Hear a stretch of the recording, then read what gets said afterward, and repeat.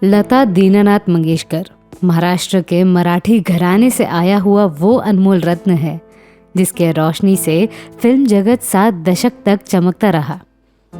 वे उम्र के 92 साल में ज़रूर गुजर गईं, पर पीछे छोड़ गई यादों की विरासत। इस हस्ती ने जितना भी काम किया वो सिर्फ खुद की शर्तों पर। लता मंगेशकर ऐसी शख्सियत थी जिन्होंने ना कभी अपने काम से समझौता किया बल्कि अपने फीस से भी समझौता नहीं किया। आज हम आपको लता मंगेशकर से जुड़े 3 लोगों की कहानी बताएंगे जिनके किस्से लता मंगेशकर से जुड़े हैं। पहला केएल सहगल, दूसरा जीएम दुरानी और आखिर में ओपी नैयर। पहली कहानी बहुत खूबसूरत है। आपको पता ही होगा कि लता दीदी म्यूजिकल फैमिली से ताल्लुक़ रखती थी। आप ये भी जानते होंगे कि 30 के दशक में म्यूजिक इंडस्ट्री पर किसका राज था। जी हाँ, कुंदन लाल सहगल साहब उस जमाने के सुपरस्टार हुआ करते थे, बल्कि इन्हें ही सही मायने में भारत का पहला सुपरस्टार कहा जाता है। अब आप सोच रहे होंगे कि केएल सहगल का लता दीदी के साथ क्या नाता होगा। जी है, वो नाता था प्यार और अपनापन का। दीनानाथ मंगेशकर के घर में केएल सहगल के अलावा शायद ही किसी अन्य इंसान के गाने बजते होंगे। इनके यहाँ सहगल साहब का एक गीत गाने का अधिकार सिर्फ लता दीदी को था। वो गीत कुछ इस प्रकार है। एक बंगला बने न्यारा।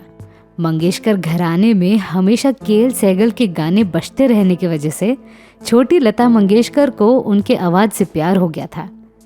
दीदी बोलने लगी कि वो अगर शादी करेगी तो सिर्फ सहगल साहब से। फिर पिताजी दीनानाथ ने लता दीदी को समझाया कि शादी करने के लिए आपको थोड़ा इंतज़ार करना पड़ेगा। जब आप जवान हो जाओगे तब सहगल साहब बूढ़े हो जाएंगे। लता दीदी को बात तो समझ आ गई, पर वो हमेशा सहगल साहब से मिलना चाहती थी। खूब प्रयास किए पर सहगल साहब से उनकी मुलाकात नहीं हुई। आपको जानकर आश्चर्य होगा, अपने जीवन में लता दीदी ने 60,000 गाने गाए हैं, पर उनमें से एक भी गाना सहगल साहब के साथ नहीं गा पाई, क्योंकि जिस वक्त लता मंगेशकर कामयाब होने लगी तब सहगल साहब की किस्मत ढलान पर थी। अपने आखिरी दिनों में वे शराबी बन गए थे और इसी बीच 18 जनवरी 1947 को सिर्फ 42 साल के उम्र में उनका स्वर्गवास हो गया। शायद आपको पता नहीं होगा कि उनके देहांत के वक्त लता दीदी एक सामान्य गायिका थी।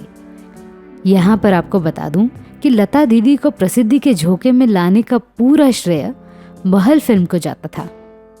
1949 में रिलीज हुई इस फिल्म में अशोक कुमार और मधुबाला जैसे नामी सितारे थे।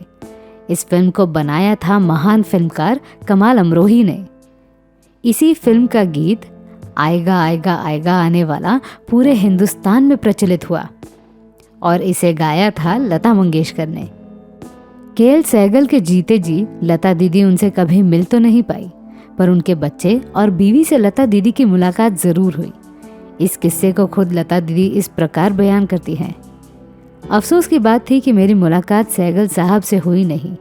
वे मेरे पसंदीदा इंसान थे, पर सहगल साहब के भाई महेंद्र सहगल के मदद से मेरी मुलाकात उनकी पत्नी आशा जी और उनके बच्चों से हुई। हमारी पहली मुलाकात में उनके परिवार ने मुझे सहगल साहब की अंगूठी भेंट स्वरूप में दी। जीएम दुरानी और ओपी नैयर से जुड़े किस्से की कहानी सुनने के लिए आपको थोड़ा इंतज़ार करना पड़ेगा। इनकी कहानी अगली वीडियो में सुनाऊंगी।